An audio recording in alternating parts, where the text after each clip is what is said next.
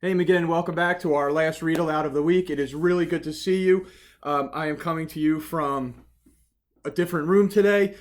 We just got back from the first part of field day, the morning session, and I found a nice quiet place where I can read you a book that goes perfectly with today. It's an older one. It's from a series that is very famous in history, the Miss Nelson series, and so I'm going to read you Miss Nelson Has a Field Day. Here we go.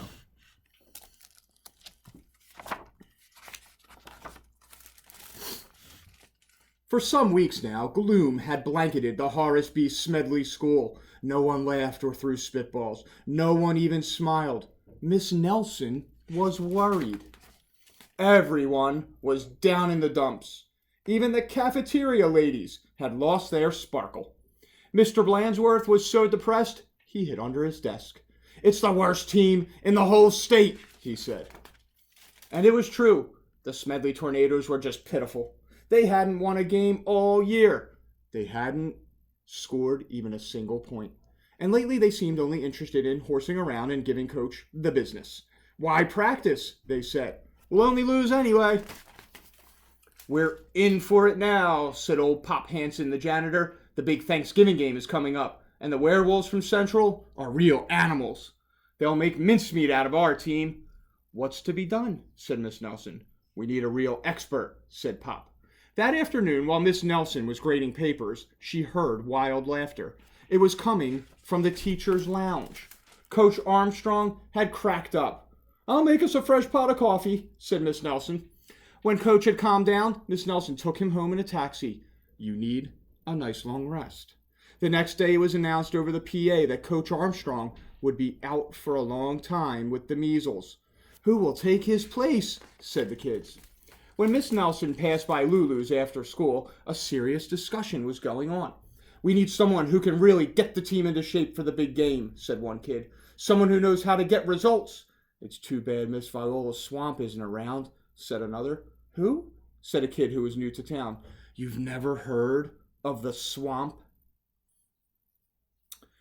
said the first kid.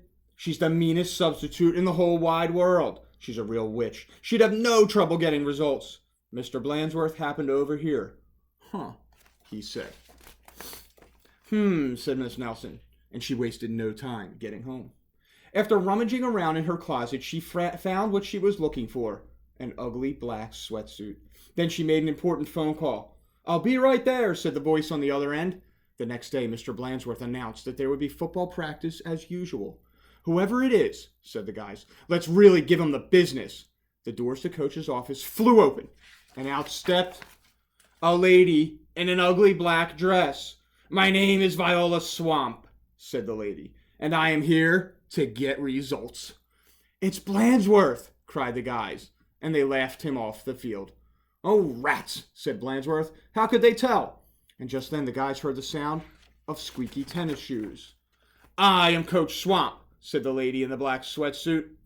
"Holy smoke," cried the team. "The Swamp!" The team's fullback tried to walk away. "Not so fast, Mr. Smarty," said Coach Swamp. "Wow," said one of the guys. "Did you see that tackle?" Coach Swamp was a real expert. She put the team to work right away. The guys had never done so many leg raises. "More," said Coach Swamp. They had never run so fast. "Faster," yelled Coach Swamp. "This is horrible," said the guys. "Pipe down," said Coach Swamp. In only a matter of days, the Smedley Tornadoes were looking better. Coach Swamp really gave them the business. Mr. Blansworth was a little puzzled, however. "Who is that Miss Swamp?" he said. "Maybe Miss Nelson knows. I'll go ask." Miss Nelson was busy grading papers when Blansworth looked in. "I don't want to disturb her," said Blansworth. "She probably just doesn't know the answer anyway." Down on the field, Coach Swamp was having a little talk with the team. "And don't ever think you can horse around again," she said, "because the Swamp will be watching." When Coach Armstrong returned after his rest, he was very surprised by what he found. The guys played like a real team. "How did this happen?" said Coach Armstrong. Said the players. On Thanksgiving Day, the Tornadoes clobbered the Wolverines, 77-3. It was a great day for the Horace B. Smedley School. Mr. Blansworth treated the whole team to hot dogs at Lulu's. Miss Nelson went home, tired and happy. Sometimes you just have to get tough, she told her sister Barbara. And by the way, thanks for filling in for me.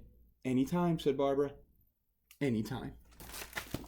So again, I hope you like that little story where Miss Viola Swamp comes back from the original story. Miss Nelson is missing. Have a great afternoon with your field day. Hope you enjoy the weekend, the extra long weekend too for Memorial Day. And I'll see you back here next week with some more read alouds. Take care.